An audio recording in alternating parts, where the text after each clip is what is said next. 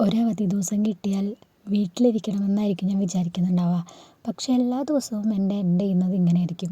വീട്ടിലിരുന്ന് ഒരു 2 മണിക്കൂർ 3 മണിക്കൂർ കഴിയുമ്പോൾ തന്നെ എനിക്ക് പുറത്തിറങ്ങാൻ തോന്നും. അങ്ങനെ പുറത്തിറങ്ങിയപ്പോൾ ഞാൻ കണ്ട ഒരു കാർണിവലാണ്. പേരെന്താണെന്ന് എനിക്കറിയില്ല. കണ്ട വഴിക്ക് ഞാൻ അങ്ങോട്ട് വെച്ച് പിടിച്ചു. അവിടെ ചെന്നപ്പോൾ കുറേ ടോയ്സും കാര്യങ്ങളൊക്കെ ഉണ്ടായിരുന്നു. പക്ഷേ അതൊക്കെ കുട്ടികളുടെ ആയിരുന്നു. പക്ഷേ എനിക്കൊന്നും കയറാൻ പറ്റണമെന്നുണ്ടായിരുന്നില്ല.